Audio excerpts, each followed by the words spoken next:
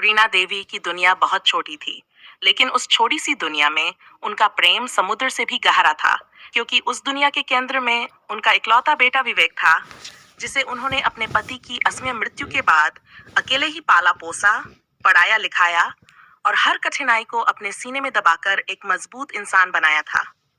विवेक अपनी माँ से बेहद लगाव रखता था। वह अक्सर अपने दोस्तों से कहा करता था कि अगर उसकी जिंदगी में कोई सबसे बड़ी ताकत है, तो वह उसकी माँ है, जिन्होंने खुद आधी रोटी खाकर उसे पूरा पेट खिलाया, अपनी पुरानी साड़ी पहनकर उसकी फीस भरी और हर रात उसके सिरहाने बैठकर तब तक जागती रहीं जब तक उसे नींद नहीं आ जाती।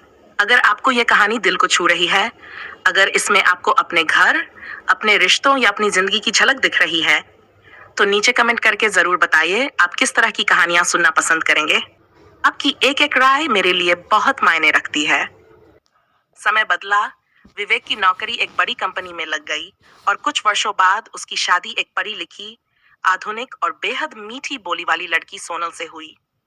शादी के शुरुआती दिनों में सोनल ने ऐसा व्यवहार किया कि मोहल्ले की औरतें भी कहने लगी कि रीना देवी तो सच में भाग्यशाली हैं, जिन्हें इतनी सेवा करने वाली बहू मिली है। सुबह जैसे ही विवेक ऑफिस के लिए तैयार होता, सोनल रसोई में खड़ी होकर मीठी आवाज में कहती, माँ जी, आप बैठिए, चाय मैं बना देती हूँ। डॉक्टर ने कहा है आपको ज्यादा खड़े नहीं रहना चाहिए, आपकी तबीयत हमारे लिए सबसे ज्यादा जरूरी है। वह उनके पैर छूती, दवा समय पर देती, उनके कंधों की मालिश करती और विवेक के सामने ऐसा दृश्य रच देती मानो वह बहू नहीं, साक्षात सेवा की प्रतिमा हो। विवेक ये सब देखकर निश्चिंत हो जाता और गर्व से भरकर ऑफिस चला जाता। लेकिन जैसे ही उसकी बाइक गली के मोड़ से ओझल होती, घर की हवा का तापमान बदल जाता। सोनल का चेहरा कठोर हो जाता, आवाज में मिठास की जगह कड़वाहट भर जाती और वह रीना देवी की ओर देखकर ताना मारती, बहुत नाटक हो गया, अब उठो और झाड़ू लगाओ। मैं तुम्हारी नौकरानी नहीं हूँ जो हर वक्त तुम्हारी सेवा करती रहूं। मेरे मायके में तो मैंने कभी इतना काम नहीं किया। रीना देवी चुप रहती। उनकी चुप्पी डर की नहीं थी, बल्कि अपने बेटे के घर को बचाने की थी। धीरे धीरे सोनल का व्यवहार और भी कठोर होता गया। वह उन्हें जानबूझकर देर से खाना देती, कभी नमक कम तो कभी मिर्च ज्यादा डालकर ताने देती, और अगर रीना देवी कुछ कहती तो कहती, अगर इतनी ही तकलीफ है तो अपने बेटे से कह दो मुझे छोड़ दे, देखती हूँ फिर कैसे जीती हो। रीना देवी हर बार चुप रह जाती, क्योंकि उन्हें लगता था कि अगर उन्होंने कुछ कहा तो विवेक का दिल टूट जाएगा और लोग उंगली उन्हीं पर उठाएंगे कि सास ने ही बहू को बदनाम कर दिया। इसी बीच विवेक की छोटी बहन आराध्या, जो अपनी पढ़ाई के सिलसिले में दूसरे शहर में रहती थी, कुछ दिनों की छुट्टी लेकर घर आई। आराध्या बचपन से ही बहुत समझदार और संवेदनशील थी। उसने आते ही घर के वातावरण में एक अजीब सा तनाव महसूस किया, जो शब्दों में तो नहीं था, लेकिन हवा में घुला हुआ था। पहले दिन उसने सोचा शायद वह भ्रम हो, पर दूसरे दिन जब विवेक ऑफिस चला गया और सोनल ने माँ के हाथ से प्लेट छीनते हुए कहा, इतना भी नहीं खा सकती तो मत खाया करो, रोज रोज ड्रामा मत किया करो, तो आराध्या के दिल में जैसे किसी ने आग लगा दी। उसने देखा कि माँ की आंखों में आंसू थे, पर होंठों पर मजबूर मुस्कान। रात को उसने माँ से पूछा, माँ, भाभी आपके साथ ऐसा व्यवहार क्यों करती हैं? भैया को बताया आपने? रीना देवी ने धीमी आवाज में कहा, बेटी, घर बड़ी मुश्किल से बसता है। अगर मैंने कुछ कहा और तुम्हारे भैया को मुझ पर शक हुआ तो वह अपनी पत्नी से बहुत प्यार करता है। मैं नहीं चाहती उसकी दुनिया टूटे। आराध्या समझ गई कि ये सिर्फ शब्दों से सुलझने वाली बात नहीं है, उसे सच को सामने लाना होगा। लेकिन बिना घर तोड़े अगले 2 दिनों तक उसने चुपचाप सब कुछ देखा। सोनल का दोहरा चेहरा अब साफ था, भैया के सामने देवी और पीछे एक निर्दयी इंसान। एक दोपहर जब सोनल ने माँ को धक्का देकर कहा, अगर बरामदा साफ नहीं हुआ तो आज खाना मत मांगना, तभी आराध्या ने अपने कमरे के दरवाजे की आड़ से पूरा दृश्य अपने फोन में रिकॉर्ड कर लिया। वीडियो देखकर उसका दिल कांप गया, लेकिन उसने हिम्मत नहीं छोड़ी। उसने वीडियो तुरंत विवेक को भेजा, साथ में सिर्फ इतना लिखा, भैया पहले ये देख लीजिए फिर निर्णय लीजिए। ऑफिस में मीटिंग के बीच जब विवेक ने वीडियो देखा तो उसके हाथ कांप गए। जिस पत्नी को वह माँ की सेवा की मूर्ति समझता था, वही उसकी माँ को अपमानित कर रही थी। उसकी आंखों में गुस्सा, दर्द और अपराधबोध एक साथ भर गए। लेकिन आराध्या ने फोन पर समझाया, भैया, अभी घर आकर हंगामा मत करना, उसे रंगे हाथों पकड़ना जरूरी है। ताकि वह मुकर न सके। विवेक ने योजना बनाई। उसने घर आकर घोषणा की कि उसे ऑफिस के काम से 2 दिन के लिए बाहर जाना होगा। सोनल के चेहरे पर एक क्षण के लिए जो खुशी की चमक आई, वह विवेक की नजर से बच नहीं पाई। अगली सुबह विवेक घर से निकल गया, लेकिन गली के बाहर ही रुक गया। आराध्या फोन पर उसे हर पल की जानकारी दे रही थी। जैसे ही दरवाजा बंद हुआ, सोनल ने चिल्लाकर कहा, अब कोई ड्रामा मत करना, उठो और सारा स्टोर रूम साफ करो, और अगर किसी से शिकायत की तो अच्छा नहीं होगा। जब रीना देवी ने कमजोरी जताई, सोनल ने उनका हाथ झटक दिया और तभी दरवाजा अचानक जोर से खुला। विवेक अंदर आया। उसकी आंखों में आक्रोश था, लेकिन उससे भी ज्यादा दर्द। सोनल हड़बड़ा गई। आप आप तो बाहर गए थे। विवेक ने बिना कुछ कहे अपना फोन आगे कर दिया। वीडियो चल रहा था, सच बोल रहा था, और सोनल का मुखौटा उसी क्षण टूट गया। दरवाजा जिस जोर से खुला था, उससे ज्यादा जोर से उस घर की खामोशी टूटी। विवेक की आंखों में जो दर्द था, वह सिर्फ गुस्से का नहीं था, वह टूटे विश्वास का था, क्योंकि जिस स्त्री के साथ उसने जीवन बिताने का वचन लिया था, उसी ने उसकी मां की इज्जत को रोज रोज पैरों तले कुचला था। सोनल कुछ क्षण के लिए स्तब्ध खड़ी रही, फिर अचानक रोने का अभिनय शुरू कर दिया। विवेक, आप मेरी बात तो सुनिए। ये वीडियो अधूरा है। मम्मी जी ने पहले मुझे धक्का दिया था, मैं तो बस। विवेक की आवाज पहली बार इतनी कठोर हुई थी। मैंने सब देखा है, सब सुना है, और जो मैंने देखा है उसके बाद किसी सफाई की जरूरत नहीं है। रीना देवी कांपते हुए उठने की कोशिश कर रही थी, लेकिन उनके चेहरे पर चिंता अपने लिए नहीं, बेटे के लिए थी। उन्होंने धीमी आवाज में कहा, बेटा, बहू से गलती हो गई होगी। गुस्से में इंसान कुछ भी कह देता है। घर की बात घर में ही रहने दे। विवेक ने मां की ओर देखा, और पहली बार उसे एहसास हुआ कि उसकी मां सिर्फ शरीर से नहीं, मन से भी कितनी घायल हो चुकी है। आराध्या एक कोने में खड़ी थी। उसका दिल धड़क रहा था, लेकिन उसे संतोष था कि सच सामने आ चुका है। उस रात घर में किसी ने खाना नहीं खाया। सोनल अपने कमरे में रोने का नाटक करती रही, कभी जोर जोर से सिसकती, कभी फोन पर अपनी मां से शिकायत करती। यहाँ मुझे ही गलत साबित कर दिया। आपकी बेटी की कोई इज्जत नहीं है इस घर में। कुछ ही घंटों में सोनल के मायके से फोन आने लगे। उसकी मां ने विवेक को कठोर आवाज में कहा, हमारी बेटी को परेशान किया जा रहा है। अगर उसे कुछ हुआ तो हम चुप नहीं बैठेंगे। विवेक ने शांत स्वर में जवाब दिया, आपकी बेटी को कोई परेशान नहीं कर रहा, बल्कि उसने मेरी मां के साथ जो किया है वह कानूनन भी गलत है और इंसानियत के खिलाफ भी। अगले दिन सोनल के पिता और भाई अचानक घर आ पहुंचे। घर का माहौल अदालत जैसा हो गया। सोनल के पिता ने ऊंची आवाज में कहा, एक वीडियो से आप हमारी बेटी का चरित्र तय कर देंगे? बहुएं नौकरानी नहीं होती, और अगर कभी गुस्से में कुछ बोल दिया तो क्या आसमान टूट पड़ा? आराध्या ने पहली बार सीधे जवाब दिया, गुस्सा एक बार होता है अंकल, रोज रोज का अपमान आदत बन जाता है। रीना देवी बीच में आ गई, बस करो सब लोग, मेरी वजह से ये तमाशा मत बनाओ, मैं ठीक हूँ। लेकिन विवेक अब चुप रहने वाला नहीं था।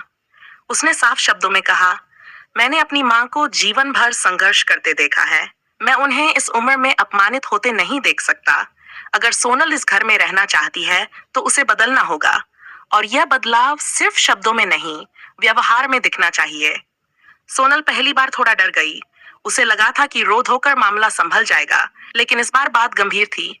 उसने आंसू पोंछते हुए कहा, ठीक है, मैं बदल जाऊंगी, मुझे एक मौका दीजिए। रीना देवी ने तुरंत कहा, बेटा, मौका दे दे, घर तोड़ना आसान है, जोड़ना मुश्किल। विवेक ने गहरी सांस ली, एक आखिरी मौका। लेकिन कहानी यहाँ खत्म नहीं होती। अगले कुछ दिनों तक सोनल का व्यवहार सचमुच बदलता हुआ दिखा। वह मां से मीठी आवाज में बात करती, उनके लिए फल काटती, डॉक्टर के पास ले जाती। विवेक को लगा शायद झटका लगने से उसे अपनी गलती समझ आ गई है, लेकिन आराध्या को कुछ अजीब सा महसूस हो रहा था। उसे सोनल की आंखों में सच्चा पछतावा नहीं, बल्कि कोई नई चाल दिखाई देती थी, और उसका शक सच निकला। एक शाम जब विवेक ऑफिस से देर से लौटा, तो उसने देखा कि मां अकेली बैठी हैं, आंखें लाल हैं। सोनल रसोई में थी, लेकिन अजीब सी खामोशी थी। आराध्या ने धीरे से बताया, भैया, भाभी अब सामने कुछ नहीं कहती, लेकिन ताने बंद नहीं हुए, बस शब्द बदल गए हैं। वह कहती हैं कि देखो, अब तो तुम्हारी वजह से मुझे अपनी इज्जत गिरानी पड़ रही है। वह मां को अपराधी जैसा महसूस कराती हैं। यह मानसिक अत्याचार था, धीमा लेकिन गहरा। रीना देवी फिर से चुप थी। एक रात विवेक ने जानबूझकर जागते रहने का फैसला किया। आधी रात को उसे धीमी आवाज सुनाई दी। सोनल फोन पर अपनी सहेली से कह रही थी, थोड़ा टाइम दो, सब ठीक कर लूंगी। पहले इस घर की प्रॉपर्टी मेरे नाम हो जाए, फिर देखती हूँ कैसे सब सीधा होता है। विवेक का दिल फिर से टूट गया। अब बात सिर्फ माँ के सम्मान की नहीं थी, नीयत की थी। सुबह होते ही उसने सबको हॉल में बुलाया। उसने शांत लेकिन ठोस आवाज में कहा, मैंने तुम्हें मौका दिया था सोनल, लेकिन तुमने उसे भी चाल में बदल दिया। अब फैसला मुझे लेना होगा। सोनल के चेहरे से रंग उड़ गया। वह समझ चुकी थी कि इस बार बात अभिनय से नहीं संभलेगी। रीना देवी रो पड़ी, बेटा तलाक मत लेना, समाज क्या कहेगा। विवेक ने माँ का हाथ पकड़ा। समाज तब कहाँ था जब आप अपमान सही थी। घर में भारी सन्नाटा छा गया। घर के हॉल में पसरी हुई खामोशी किसी तूफान से पहले की शांति जैसी थी, जहां हर व्यक्ति अपनी सांसों की आवाज तक सुन पा रहा था। और विवेक के सामने खड़ी सोनल के चेहरे से वह आत्मविश्वास पूरी तरह गायब हो चुका था, जो कभी उसके दिखावे और चालाकी का आधार हुआ करता था। विवेक ने बेहद धीमी लेकिन दृढ़ आवाज में कहा, आज फैसला सिर्फ हमारे रिश्ते का नहीं है, बल्कि इस घर के सम्मान का है और उस माँ के आत्मसम्मान का है, जिसने बिना किसी शिकायत के सारी उम्र अपने बेटे के लिए जी दी और बदले में सिर्फ थोड़ा सा आदर चाहा। सोनल अब रो नहीं रही थी, क्योंकि उसे समझ आ चुका था कि आंसू अब डाल नहीं बन सकते। रीना देवी कांपते हुए खड़ी थी। उनकी आंखों में डर नहीं था, बल्कि अपराधबोध था। उन्हें लग रहा था कि कहीं उनके कारण बेटे का घर टूट न जाए। उन्होंने अचानक आगे बढ़कर कहा, विवेक, अगर मेरी वजह से तुम्हारी शादी टूटी है तो मैं ये घर छोड़ दूंगी। मैं किसी वृद्धाश्रम चली जाऊंगी, लेकिन तुम्हारी जिंदगी उजड़ती नहीं देख सकती। ये सुनकर आराध्या सन्न रह गई। माँ, गलती आपकी नहीं है, क्यों हर बार त्याग माँ ही करे। उसकी आवाज भर्रा गई। विवेक के लिए यह क्षण सबसे कठिन था। एक ओर पत्नी जिसके साथ उसने भविष्य के सपने देखे थे, और दूसरी ओर माँ जिसने उसे सपने देखने लायक बनाया था। लेकिन इस बार निर्णय भावनाओं से नहीं, सत्य से होना था। विवेक ने सोनल की ओर देखते हुए कहा, मैं तलाक शब्द बहुत आसानी से नहीं बोल सकता, क्योंकि शादी सिर्फ दो लोगों का नहीं, दो परिवारों का बंधन होती है। लेकिन अगर इस बंधन में सम्मान नहीं है तो वह सिर्फ दिखावा रह जाता है। सोनल की आवाज पहली बार सच में कांपी। मैं गलत थी। मुझे लगा था कि शादी के बाद सब कुछ मेरा अधिकार है। मुझे डर था कि आप हमेशा अपनी माँ को प्राथमिकता देंगे, और उसी डर ने मुझे स्वार्थी बना दिया। लेकिन मैंने जो किया वह गलत था, बहुत गलत। वह पहली बार रीना देवी के पैरों में झुक गई, लेकिन इस बार अभिनय नहीं था। उसकी आवाज में टूटन थी। माँ जी, मुझे माफ कर दीजिए। मैं अपनी असुरक्षा में अंधी हो गई थी। मैंने आपको प्रतिद्वंद्वी समझ लिया, जबकि आप तो इस घर की जड़ हैं। रीना देवी की आंखों से आंसू बह निकले। उन्होंने कांपते हाथों से सोनल को उठाया। बेटी, घर में प्रतिस्पर्धा नहीं होती, घर में अपनापन होता है। तुम अगर शुरू से मुझे मां मान लेती तो शायद आज ये दिन नहीं देखना पड़ता। लेकिन विवेक अभी भी शांत था। उसने कहा, माफी शब्द से ज्यादा जरूरी बदलाव होता है, और बदलाव सिर्फ डर से नहीं, समझ से आता है। अगर तुम सच में इस घर में रहना चाहती हो तो ये रिश्ता बराबरी और सम्मान पर चलेगा। मेरी माँ इस घर में किसी पर बोझ नहीं, बल्कि सबसे बड़ा आशीर्वाद है। और अगर भविष्य में एक भी बार उनका अपमान हुआ तो उस दिन मैं बिना पीछे देखे निर्णय ले लूंगा। सोनल ने सिर झुका दिया। उस दिन कोई नाटक नहीं हुआ, कोई चीख पुकार नहीं हुई। बस एक लंबी भारी खामोशी के बीच एक नया समझौता जन्मा, सम्मान का। आने वाले महीनों में सोनल ने सचमुच खुद को बदलने की कोशिश की। वह सिर्फ दिखावे के लिए नहीं, बल्कि दिल से सेवा करने लगी। वह रीना देवी के साथ बैठकर उनकी की पुरानी बातें सुनती, उनके संघर्ष समझती, और धीरे धीरे उसे एहसास हुआ कि जिस स्त्री से वह ईर्ष्या कर रही थी वह तो खुद त्याग की मूर्ति थी। एक दिन मोहल्ले की औरतों के सामने सोनल ने कहा, मैंने बहुत बड़ी गलती की थी, लेकिन मेरी ननद ने सच दिखाया, वरना मैं अपनी ही बनाई झूठ की दुनिया में जीती रहती। उसे पता था कि उसकी छोटी सी हिम्मत ने सिर्फ एक सच्चाई उजागर नहीं की, बल्कि एक घर को बिखरने से बचा लिया। समय बीता गया, घर का वातावरण बदला। रीना देवी के चेहरे पर फिर से शांति लौट आई। विवेक के मन से अपराध बोध धीरे धीरे कम हुआ, और सोनल ने सीखा कि पति का प्यार पाने के लिए सास को गिराना नहीं, उन्हें अपनाना पड़ता है, क्योंकि घर दीवारों से नहीं, व्यवहार से बनता है। और जिस घर में माँ की आंखें नम हो, वहां लक्ष्मी कभी स्थायी नहीं रहती। एक शाम जब पूरा परिवार साथ बैठा था, रीना देवी ने धीमे से कहा, आज मुझे लगता है कि मेरा परिवार सच में पूरा है, क्योंकि अब यहाँ डर नहीं, विश्वास है। विवेक ने माँ का हाथ थाम लिया। सोनल ने सिर उनके कंधे पर रख दिया और आराध्या ने मन ही मन सोचा, सच कभी घर तोड़ता नहीं, सच घर को बचाता है, बस उसे बोलने की हिम्मत चाहिए। सीख दिखावा कुछ समय तक रिश्तों को चमका सकता है, लेकिन सम्मान ही उन्हें स्थायी बनाता है। झूठ का महल कितना भी बड़ा क्यों न हो, सच की एक छोटी सी किरण उसे गिराने के लिए काफी होती है। और सबसे बड़ी बात, घर में माँ और बहू प्रतिद्वंद्वी नहीं, एक ही पेड़ की दो शाखाएं होती हैं। अगर एक शाखा दूसरी को काटेगी तो पूरा पेड़ सूख जाएगा, लेकिन अगर दोनों एक दूसरे को सहारा देंगी तो वही घर स्वर्ग बन जाएगा। किस तरह की कहानियां सुनना पसंद करेंगे? सास बहू की सच्ची कहानी, मिडिल क्लास बेटी का संघर्ष, रिश्तों में बदलाव की कहानी, या फिर किसी खास विषय पर भावनात्मक सीरीज? आपकी एक एक राय मेरे लिए बहुत मायने रखती है। और अगर आप हमारे चैनल पर पहली बार आए हैं तो अभी सब्सक्राइब कर लीजिए, ताकि आने वाली हर नई और दिल छू लेने वाली कहानी आपसे छूट न जाए। वीडियो को लाइक और अपने अपनों के साथ शेयर जरूर करें, क्योंकि हो सकता है ये कहानी किसी की सोच बदल दे, किसी को हिम्मत दे, या किसी रिश्ते को फिर से जोड़ दे। धन्यवाद, आपका प्यार ही इस परिवार की ताकत है।